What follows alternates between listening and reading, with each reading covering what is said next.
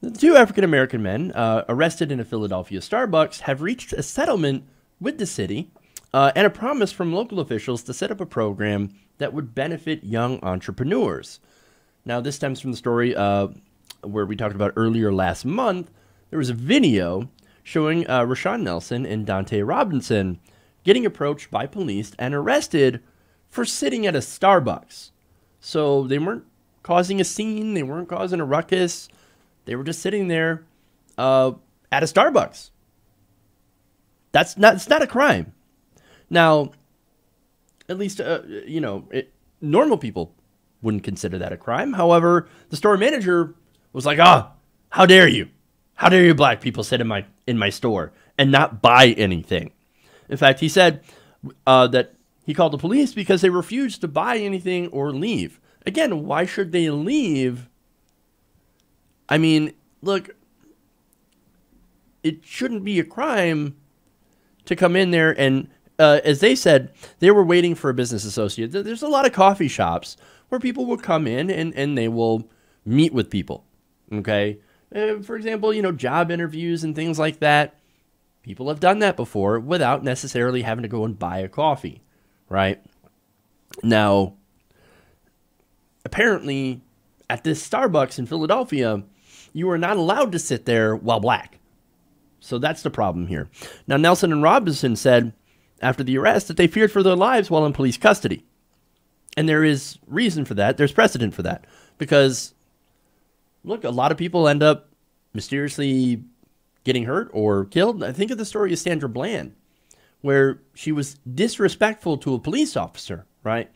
And ended up dying in jail. I mean, that's insanity, right?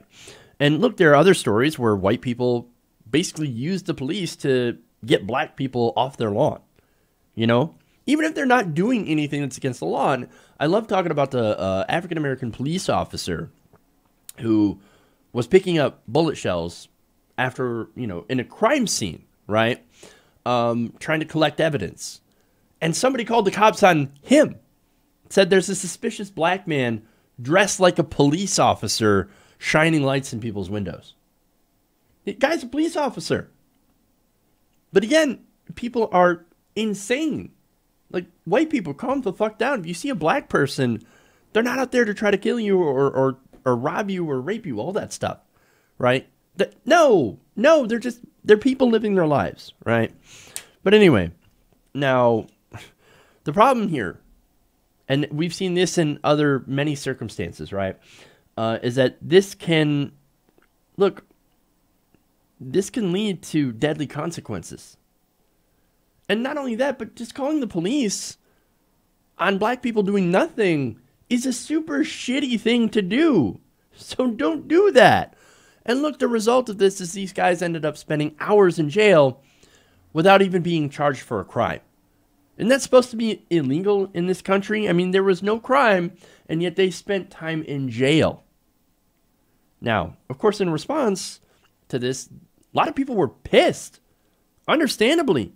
And due to the backlash, Starbucks, they said, we're going to take a day out for bias training. Well, look, to be fair, that one day of bias training is not going to erase the years of racism in this country. Everybody has their own biases. Everybody even has racial biases. But you have to see that you have a bias. And a lot of people don't see or don't know. Even people are like, what are you talking about? I'm not racist. I don't have a racist bone in my body. You know what? Everybody has their own biases. I've, had to deal with my own biases. And everybody has. And when you acknowledge that you have an inherent bias against a particular or any other particular set of people, then you start to realize how you can eliminate that bias. And so it's really important to just get to know yourself in that way, to understand that you have a bias and what that leads you to do. Okay? And it leads you to call cops on people who are doing literally nothing. But anyway, now, Starbucks also, the CEO of Starbucks, I should say, Kevin Johnson, went to Philadelphia to personally apologize to both Nelson and Robinson. Now, that said, let's get to the settlement, right? So, a lot of people are probably thinking, oh, they're going to milk Starbucks for everything they got, right? No, that's actually not what happened. Nelson and Robinson's settlement actually does reflect their character. They have each decided to settle for a symbolic $1 apiece for themselves and a promise that the city will put $200,000 towards a program to help young people start businesses. Yeah, no, I'm not kidding. I'm not kidding. Philadelphia Mayor Jim Kenney said in outlining the agreement with the men's lawyer, quote, I am pleased to have resolved the potential claims against the city in this productive manner. So this was an incident that evoked a lot of pain in our city and put us under a national spotlight for unwanted reasons.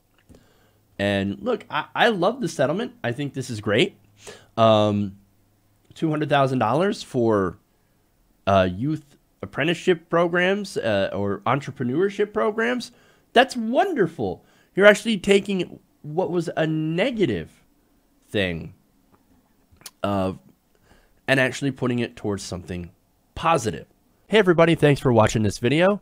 If you want to see more like this, please hit the subscribe button below. And if you want to support truly independent progressive media, please consider becoming a patron at patreon.com/TYTNation.